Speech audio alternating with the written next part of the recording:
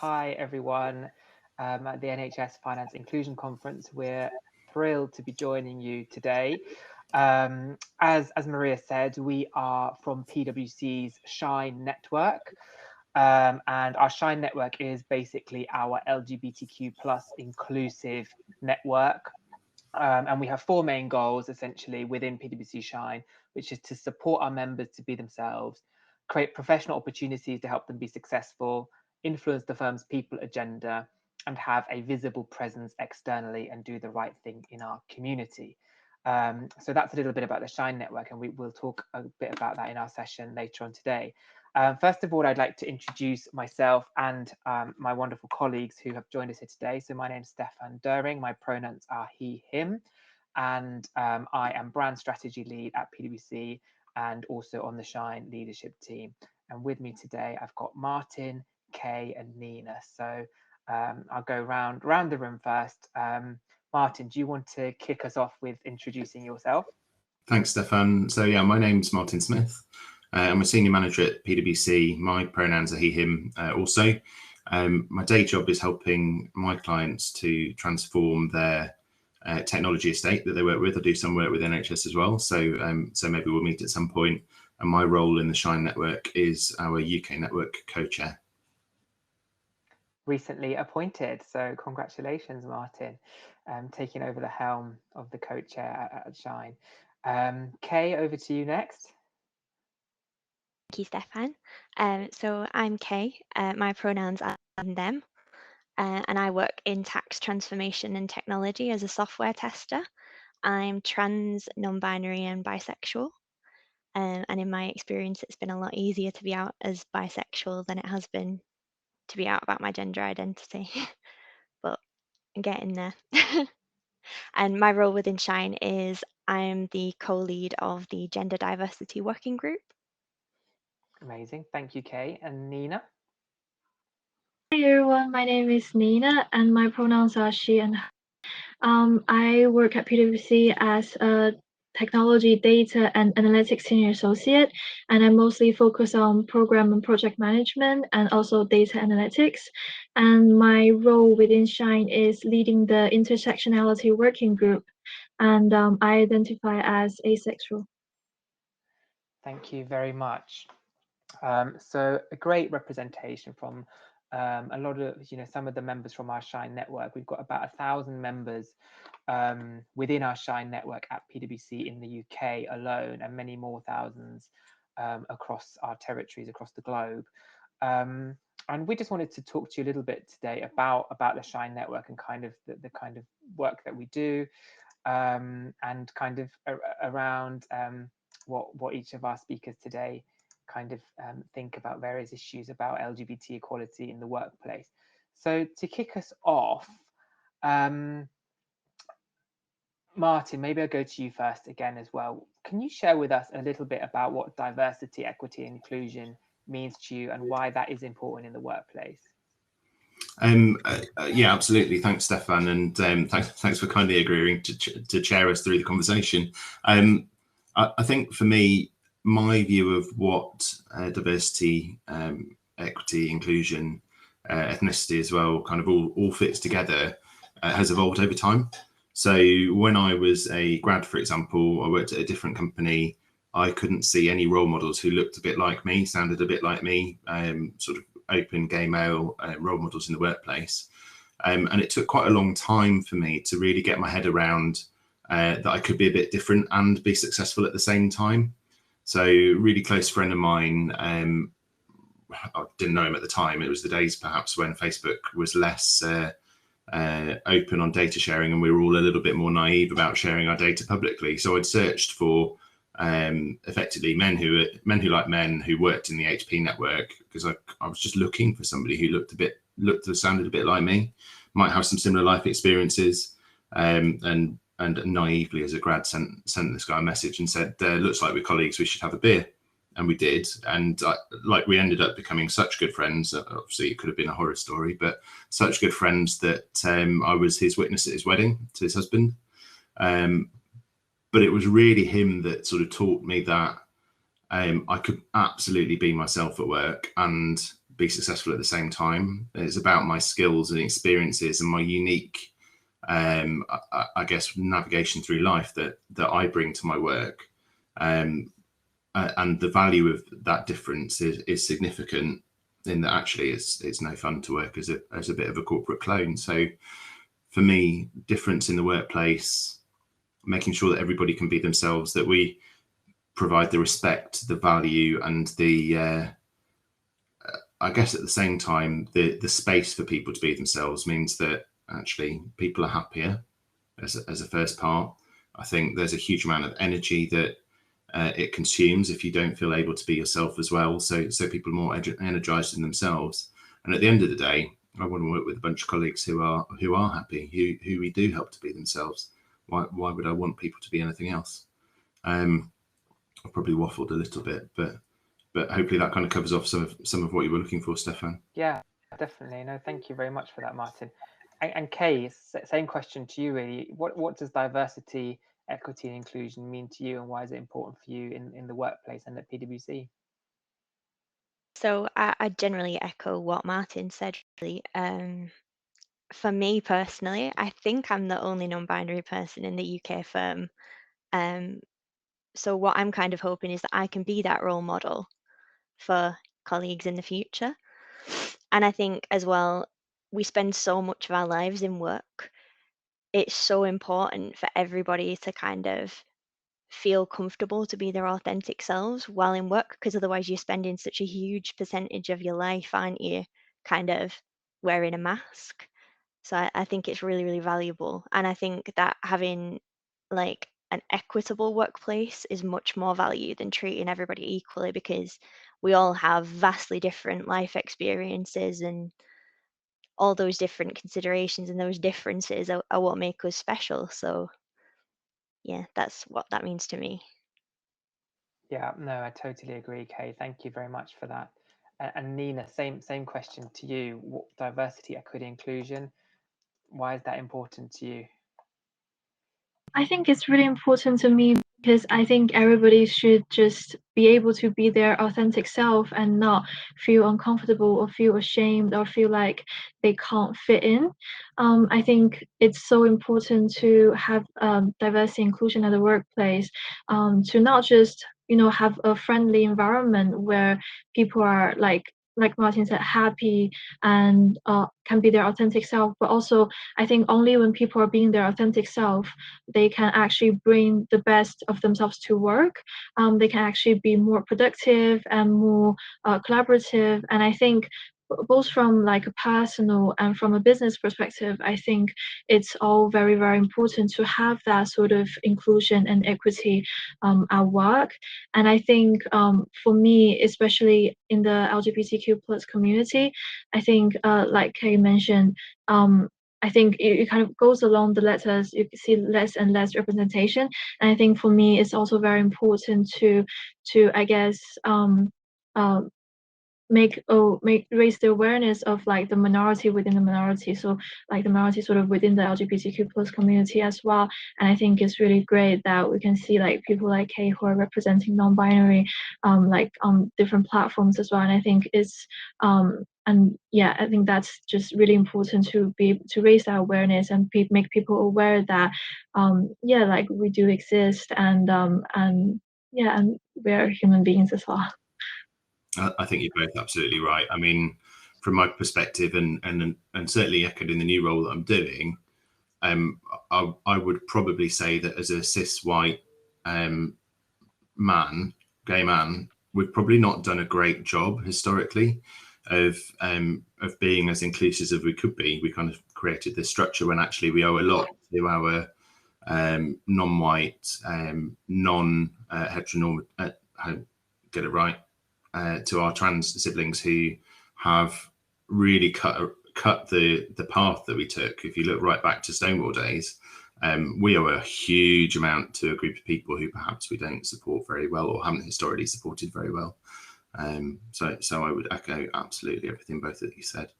Yeah, no, thank you very much all. And I mean, I always think you know, society is diverse, the world is diverse, the country's diverse, our customers are diverse, our clients are diverse. So our organization should be diverse and has to be diverse to better serve those customers and those clients, right? You know, and be representative of the societies and communities that we live and work and operate in. So circling and focusing a little bit on the Shine network and employee networks in general, what does having an LGBT inclusive employee network such as Shine mean to you? How has it supported your own journey? Obviously, we've just heard about how important diversity, inclusion, equity is for you in the workplace. And is for all of us in the workplace and in wider society as well. But how do networks such as Shine kind of help enable that? And just for context for the audience here today, you know, we have a number of people networks at PwC, including a Black network, a disability awareness network, a gender balance network, obviously the Shine network, Faith network. So there's a huge amount of employee and people networks, which were really started by, you know, other employers. They weren't kind of necessarily a firm initiative. They were really organized and created by people who wanted to create these networks to support others in their community. So, you know, just maybe we'll start with you, Kay, on this one. How has Shine kind of been a part of your journey, and what do you think of Shine? So for me personally, before I joined the firm, I'd never been out as trans and non-binary in my professional life. I'd always just kind of pushed it to one side. And I think the fact that I can be authentically me within the firm now, I owe that to the Shine network, to be honest. Like, the UK firm is so massive, but I still feel like my voice is heard because of the network. And I think we just do such great work raising the visibility of LGBTQ plus issues and dates of interest, and organizing events and socials and panels like this. I just think it's invaluable, and I'm sure other people have had a similar experience as well.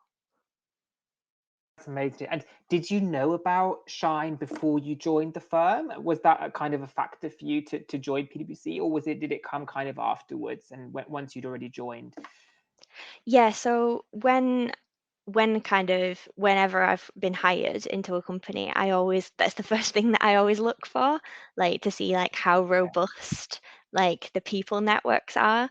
So I didn't know prior to joining the firm, but it was the first thing that I did as soon as I joined. So Yeah, immediately joined the network. amazing. And Nina, how about you? How has Shine been part of your journey and your career? Yeah, I think I really found out about Shine when I first joined as a graduate, and we had our regional AGM, and one of our award, for our region, was given to the then Shine lead for the network, and yeah, and she was really inspiring. Her name is Fran, and I was just like, afterwards I just literally dropped her a message. I'll be like, can we have a catch up, because like you're so inspiring. And like she talked about how like she led the network like during her award speech. So yeah, so that's how I like joined Shine. And I think I was quite at the beginning, I was quite just tagging along to events, and I met a lot of really amazing people. I think it's super important, because to know that you're accepted for who you are and know that you're not alone. You have this group of people who are always be there for you, who support you, like personally and professionally as well. And I think that's just so important. I think for me, because I think like we spend so much of our time at work, and I think it's so important to not just have colleagues, but actually have like friends as well, have a support network. So yeah, and from there I think I gradually have taken on like more responsibilities, like to organize events and lead some activities as well. And doing like events like this, I think it's honestly a really great pleasure and honor for me to share my experience. Thank you, Nina. And Martin, same question to you really, and perhaps in your new role as co-chair as well, you know, what role do employee networks such as Shine play in creating that inclusive culture for their people? How has Shine impacted you personally? And perhaps, you know, if I don't know if you've formed any yet, but what's your kind of vision for Shine going forward? Start with the small questions, Stefan? So I think employee networks are really important. I think they are a critical part of any organisation's way that they can start to understand their staff. So if I look at what Shine has done, both in the last couple of years and before that, when it had a different network name, but ultimately still the same purpose, it has been absolutely fundamental in informing how we've adapted our policies in HR, for example, with our sort of support for both people considering transitioning and even more broadly to say, well, actually, how do we need to look at our policies around pregnancy, maternity, paternity to better support people perhaps who are considering going through fertility treatment or supported conception, and how does that really need to support people who are perhaps not heteronormative couples? For example, we got a reach out last week, I think it was, by a lady in our HR team who's looking at reviewing those policies to say, actually, we'd like some support from the network to help us think about how we work through those. So it's really empowering to be listened to on a really fundamental level. And it does mean that actually we're really forward thinking, I think, in terms of some of those policies to how we can support people best. I think on a more personal level, the existence of a network gives people a place to come for help. So I've got absolutely examples over the past year, for example, where we've had a pretty rough time through COVID, but in practice, I know our sort of NHS friends obviously attending the conference today will have had it much worse than ourselves, and that doesn't even go as far as people on the front line. But if you're thinking about what we put in place for, say, the COVID period, was to say we need to make sure that we've got some people really front and centre who are prepared, ready, able, trained to have and support people through difficult conversations. For example, we knew that people being put into lockdown potentially were going to be almost putting themselves back in the closet to work, but not at home, or if home was a less safe environment for them. And we were able to provide that on a virtual basis to people that if we didn't have the network, I'm not sure we would have done.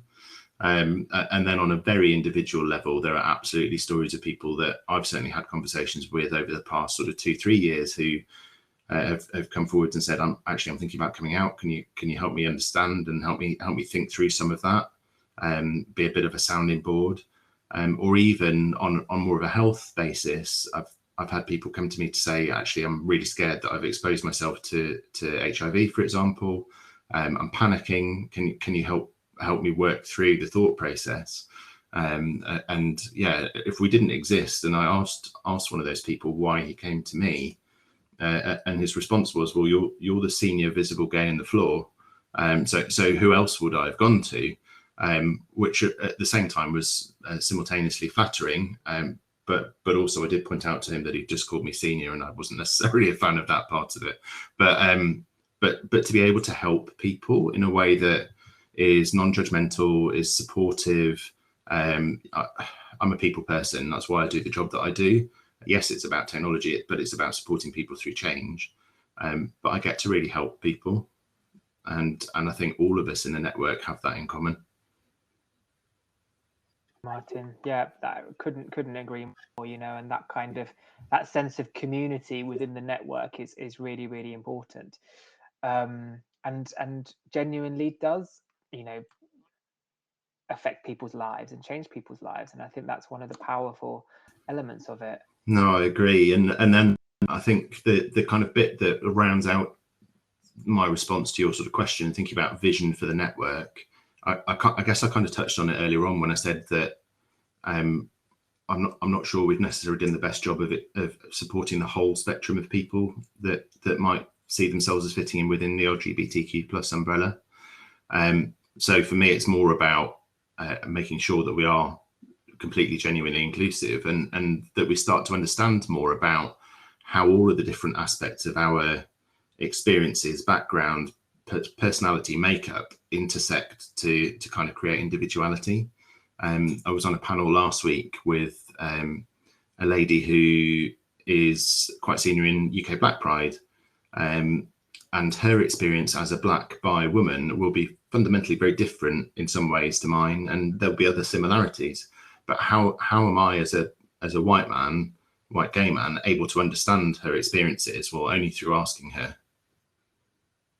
only through listening to her, and only through making sure that we properly understand that can we make sure that we take the right actions. No, thank you very much, Martin.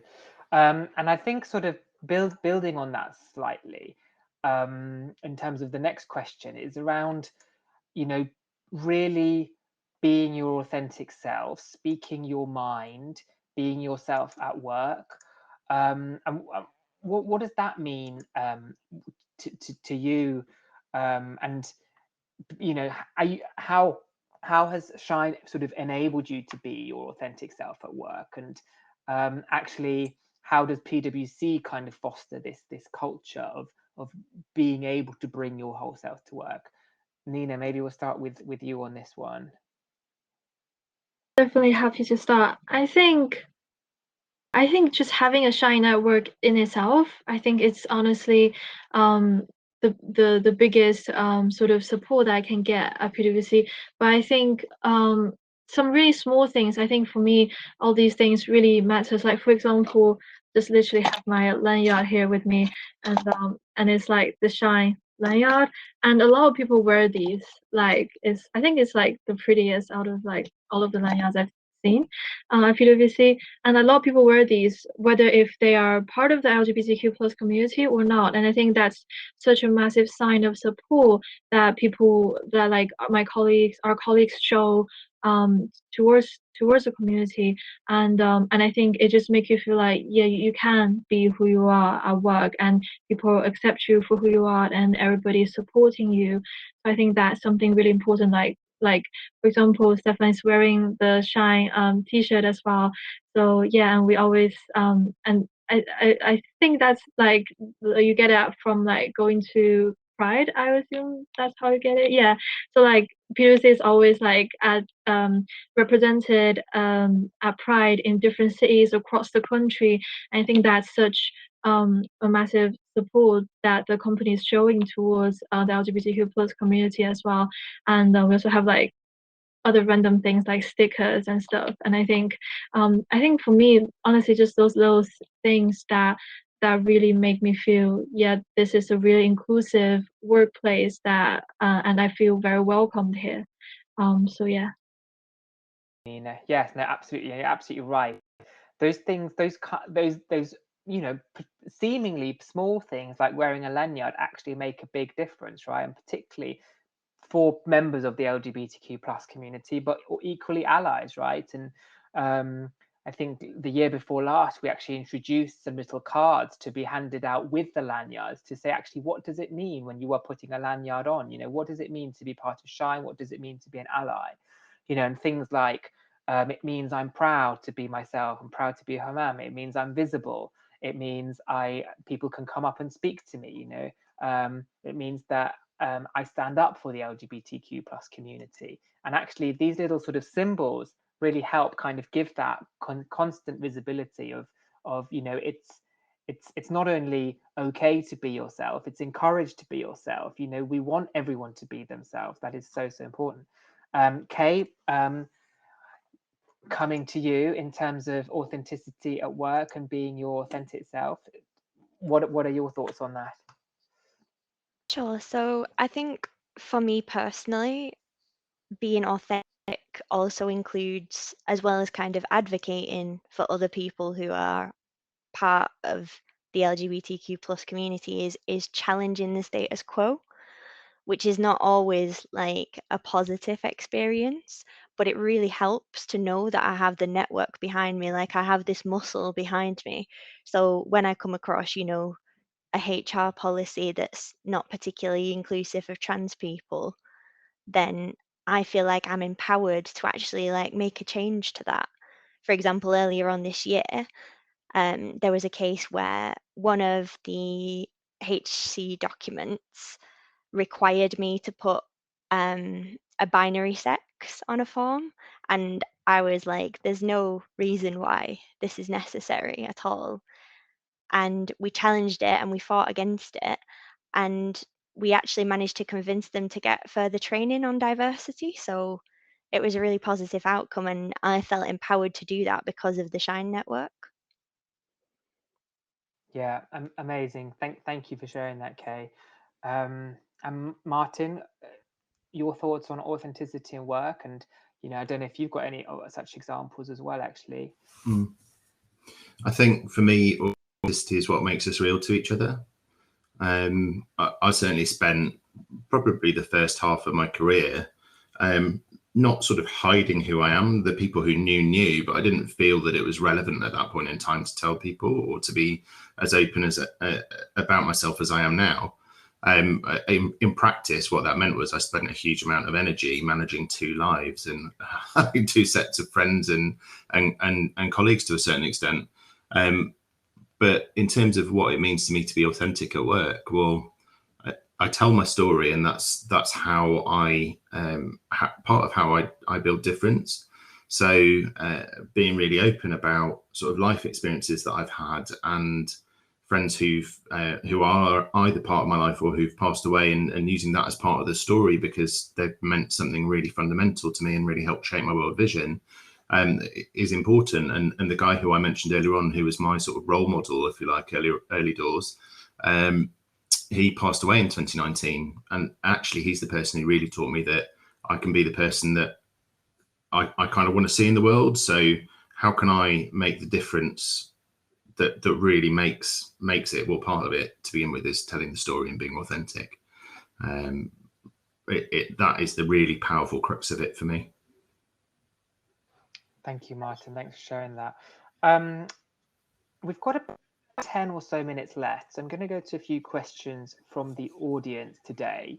And there's a great question which I think really builds on what you said earlier, Kay, around there was a forum where there was only a binary choice of gender to select from, and you really kind of felt able and happy to actually say that's not right, we need to change this. So a question from the audience: how does the Shine network enable positive change across PwC and for all staff?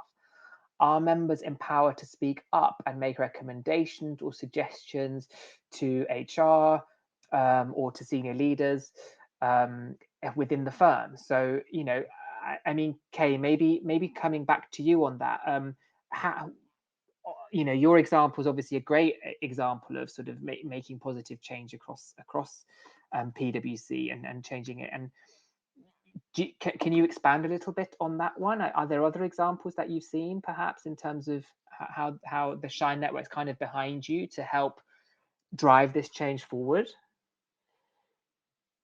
Sure. So I think the network is so sort of wide-reaching that whenever there's something that I think we could do better, I feel like I can always find the right person that I would need to speak to in that instance. For example, things like we use Google Meets for all of our video chats within PwC, and I was suggesting that maybe we could change so that we have people's pronouns there as well.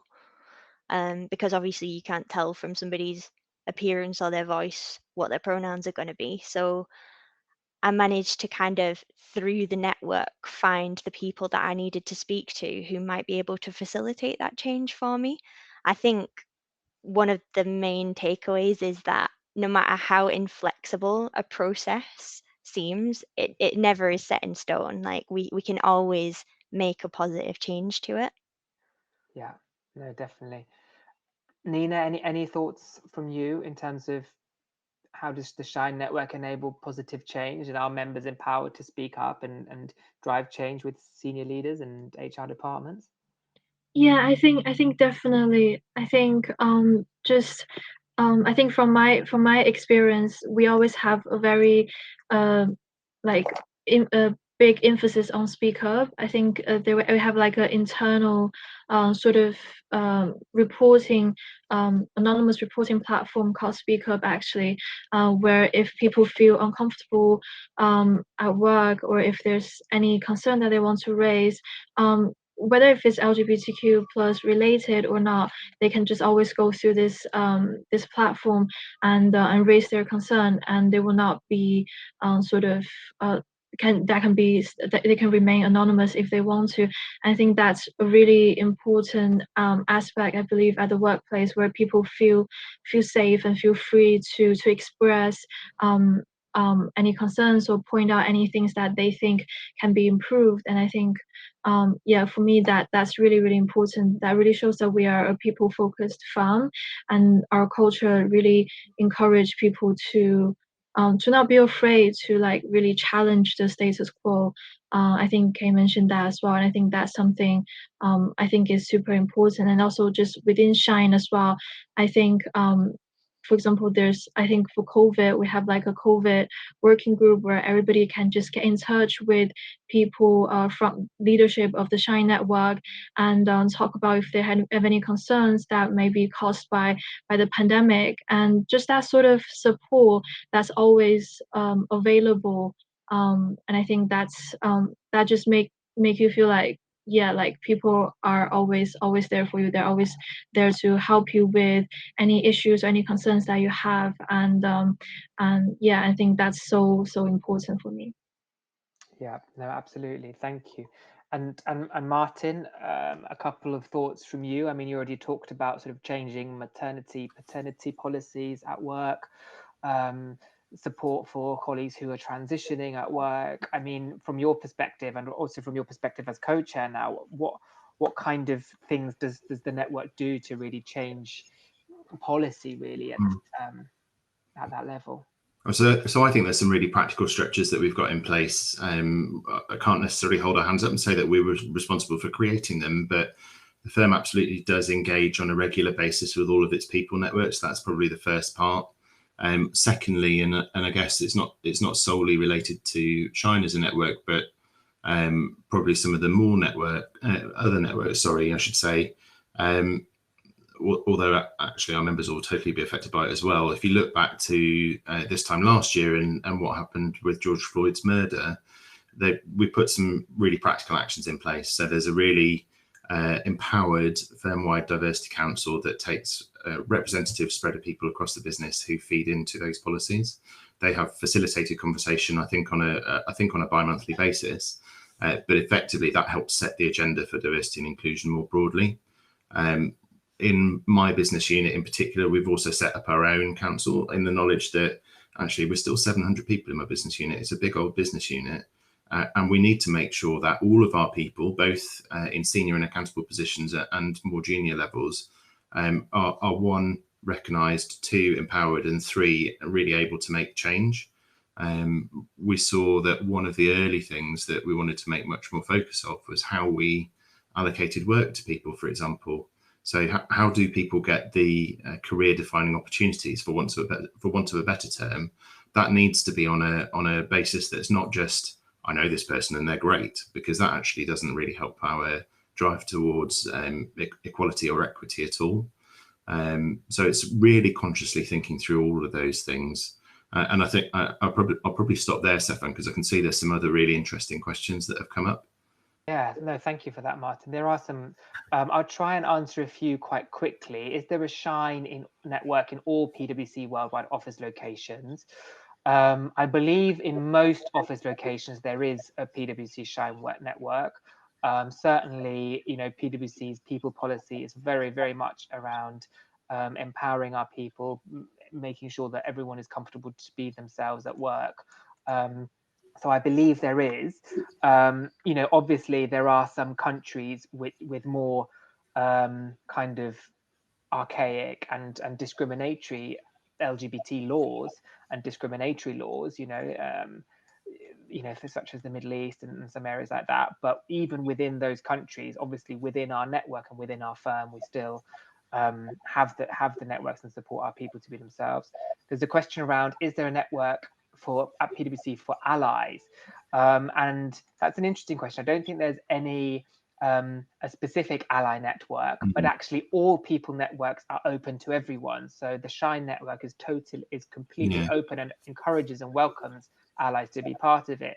The Black and ethnic minority networks and completely welcome and encourage people from all the firm to be part of those networks, so that allies are part of the intermingling with the communities as well, right, Martin? I mean, on that one in particular, there's a lady called Vanessa who's really instrumental in driving what our sort of engagement is with allies and how we do that. But I guess the other thing that I'd mention on allies, I had a really interesting term last week on the other panel I was on, where one of the panelists said, actually, in preference to allies, she prefers the term co-disruptor because it's more active. So what I would really want from an ally is it's not just that you're going to stand with me side by side, it's actually you're going to help me make the change, because often we'll find that our ally colleagues are potentially in a more powerful situation or position to help us do that. Yeah, definitely. And building on that, and another great question from the audience, and I'm just going to read it out verbatim. There doesn't seem to be many visible LGBTQ plus colleagues working at director of finance level across NHS finance, brackets not that I know of, which could be a driver as to why many of our staff aren't comfortable being out in the workplace. With a potential lack of senior role models in finance, how can I, as a cisgender manager, help to provide a space that my staff are comfortable in being their authentic self in my team and at work? Kay, any thoughts on that? You know, how can a cisgender manager help provide a space that their staff are comfortable in being their authentic self? So I think, speaking from my personal experience, it's really good to have, like, as Martin said, a co-disruptor or a fierce ally in a senior position like that. So if you're a cisgender manager, you've got a lot more power than me. So I think it's really important to speak up whenever you encounter any kind of microaggression, or if one of your co-workers misgenders a colleague.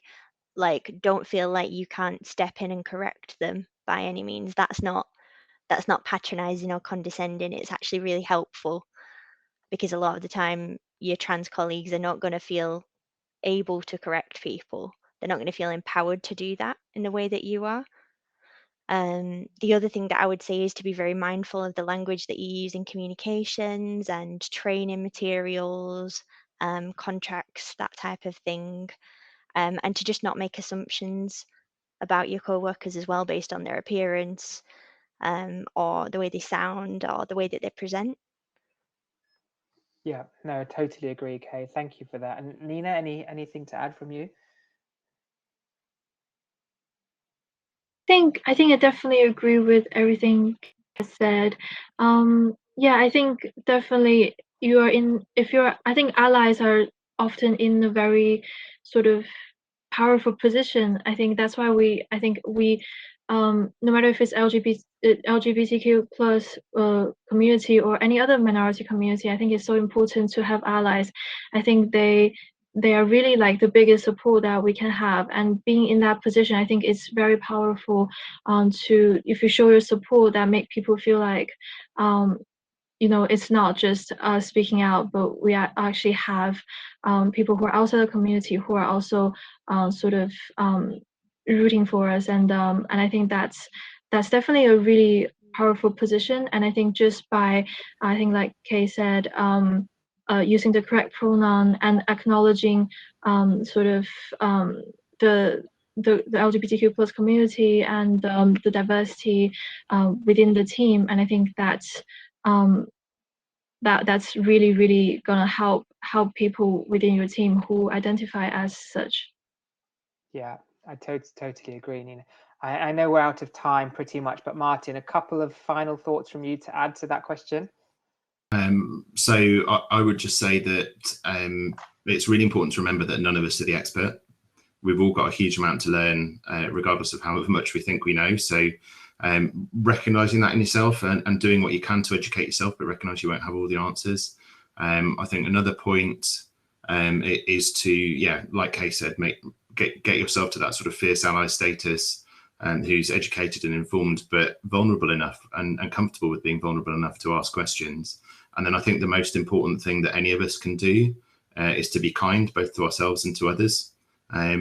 We choose what we show to each other, and we're not all comfortable with our journey or status to date, and we've got work to do on it. But being kind is fundamentally the most important thing that we can all do.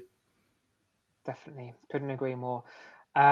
Cool. Well, thank you very much from us at the Shine Network. We hope you found the session interesting. And yeah, that's it from us.